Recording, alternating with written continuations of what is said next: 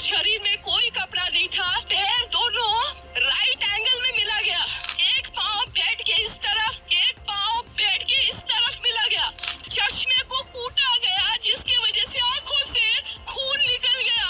ला दबाकर मारा गया। इंडिया के कोलकाता शहर में 9 अगस्त 2024 की सुबह एक ऐसी खबर सामने आती है जो पूरे देश को हिलाकर रख देती है। ये खबर थी एक 31 साल की महिला डॉक्टर की, जो कोलकाता के RG Kar medical college and hospital में अपनी ट्रेनिंग कर रही थी। हॉस्पिटल जैसे सुरक्षित माने जाने वाले जगह पर इस महिला डॉक्टर का मर्डर एंड रेप होना काफी चौंकाने वाला था। इस घटना का खुलासा तब हुआ जब डॉक्टर के डेथ बॉडी का पोस्टमार्टम किया गया। इस रिपोर्ट ने लोगों की रूह तक को हिला दिया, क्योंकि यह मामला सिर्फ एक मर्डर का नहीं था, बल्कि इससे कहीं ज्यादा खौफनाक केस था। पोस्टमार्टम रिपोर्ट में खुलासा हुआ गला घोंटकर की गई थी, इतनी ताकत से कि उनका थायराइड कार्टिलेज तक टूट गया था। इस हत्या के पहले डॉक्टर ने अपनी जान बचाने के लिए कोशिश किया था। इसका सबूत उनके शरीर पर मिले कई निशानों से मिला। सबसे डरावना सच तब सामने आया जब डॉक्टर के प्राइवेट पार्ट्स पर घावों के निशान पाए गए। इससे साफ हुआ का मामला नहीं था, बल्कि ये रेप के बाद किया गया एक खौफनाक हत्याकांड था। हॉस्पिटल के परिसर में इतनी बड़ी घटना हो जाती है और किसी को कान खबर तक नहीं होती। क्या उस रात कुछ ऐसा हुआ था जिसे जानकर आप गुस्से से बौखला जाओगे? क्या वहाँ कोई और था जिसने इस क्रूर घटना को अंजाम दिया? और अगर था तो आखिर कौन था? इन्हीं सवालों के जवाब खोजते हुए हम आज की इस वीडियो में आपको बताएंगे कि आखिर क्या हुआ था उस रात इस मेडिकल कॉलेज के शांत माने जाने वाले परिसर में। जब आपको सच का सामना होगा तो यकीन मानिए आपके भी रोंगटे खड़े हो जाएंगे। Guys, before starting this video let me tell you कि मैं यहाँ पर उन फीमेल डॉक्टर को श्रुति नाम से रेफर करने वाला हूँ, एंड ये उनका रियल नेम नहीं है। सो कंफ्यूज मत होना। श्रुति एक जूनियर डॉक्टर जो कि कोलकाता के RG Kar medical college and hospital से अपनी डॉक्टर की ट्रेनिंग ले रही थी 8 अगस्त 2024 को। और दिन की तरह श्रुति अपनी नाइट शिफ्ट पर होती है और वह अपनी जॉब कर रही होती है। तभी रात के 11 बजे उन्हें अपनी मदर का फ़ोन आता है, जैसे कि हर दिन आता था, क्योंकि पेरेंट्स को तो अपने बच्चों की चिंता हमेशा होती है। श्रुति की मदर उनसे पूछती है कि क्या तुमने खाना खा लिया और तबीयत वगैरह तो ठीक है तुम्हारी?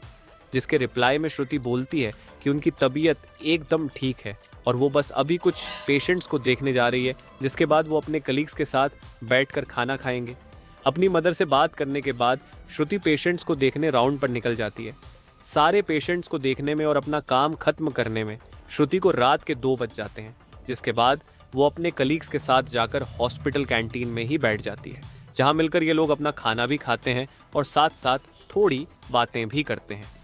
खाना खाते खाते और बात करते हुए रात के 3 बज जाते हैं और इस वक्त श्रुति थोड़ी थकान सी फील कर रही होती है, तो वो अपनी थकान दूर करने के लिए इस हॉस्पिटल के 4th फ्लोर में बने सेमिनार हॉल में जाकर रेस्ट करने लगती है।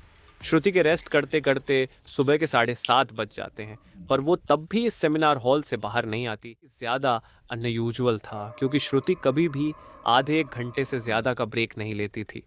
हॉस्पिटल का एक वर्कर जो कि सुबह की शिफ्ट स्टार्ट होने से पहले हॉस्पिटल के सारे रूम्स को चेक कर रहा होता है, और वो ऐसे ही सारे रूम्स को चेक करते हुए इस सेमिनार हॉल की तरफ आता है। जैसे ही वो सेमिनार हॉल के बाहर आकर उसका गेट खोलता है, उसकी आंखों के सामने होता है एक भयानक नज़ारा, जिसे देखकर वो बहुत ज़ोर से चीख पड़ता है। इस वर्कर की चीख सुनकर आसपास के लोग वहां इकट्ठा होने लगते हैं और देखते हैं कि सेमिनार हॉल के अंदर श्रुति की बॉडी बिना कपड़ों के पड़ी हुई है और उसके बॉडी पर कुछ ब्लड के निशान भी हैं।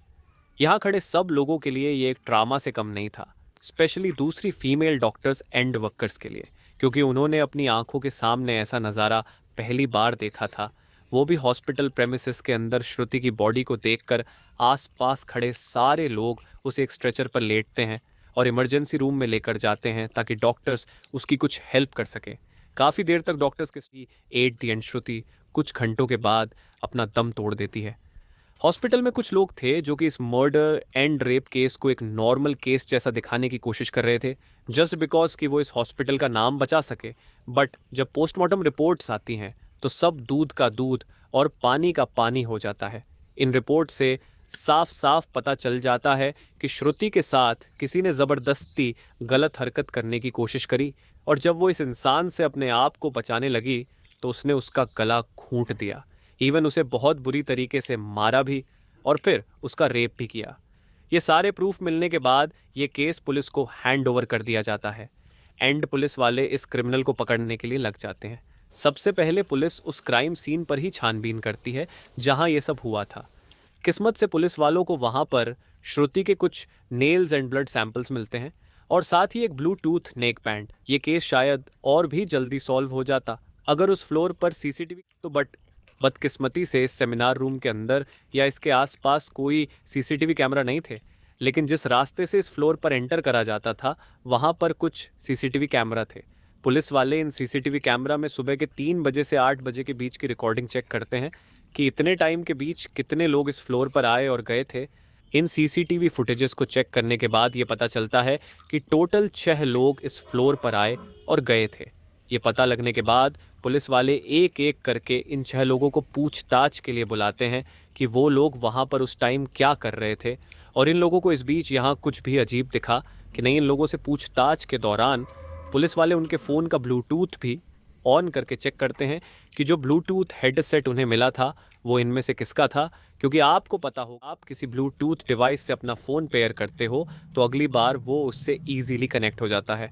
और फाइनली पुलिस वालों की ये ट्रिक काम भी आती है क्योंकि ये ब्लूटूथ नेक बैंड इन 6 लोगों में से एक आदमी के फ़ोन से कनेक्ट हो जाता है जिसका नाम था संजय रॉय, जो कि एक सिविल वॉलंटियर था। सिविल वॉलंटियर वो लोग होते हैं जो कि पुलिस के अंडर काम करते हैं और उनकी हेल्प करते हैं छोटे मोटे कामों को मैनेज करने में। लाइक आपने बहुत सारे फेस्टिवल्स अनऑथराइज्ड पार्किंग या भीड़ भाड़ वाले एरिया में देखा होगा कि कुछ ब्लू कलर की यूनिफॉर्म्स पहनकर ऑफिसर्स खड़े रहते हैं जिनका काम होता है कि विदाउट एनी रीज़न कहीं पर भी ज़्यादा क्राउड इकट्ठा ना हो। तो अब पुलिस वालों को अपना पहला कातिल मिल चुका था जिसके बाद वो संजय रॉय से और गुस्से से पेश आने लगते हैं।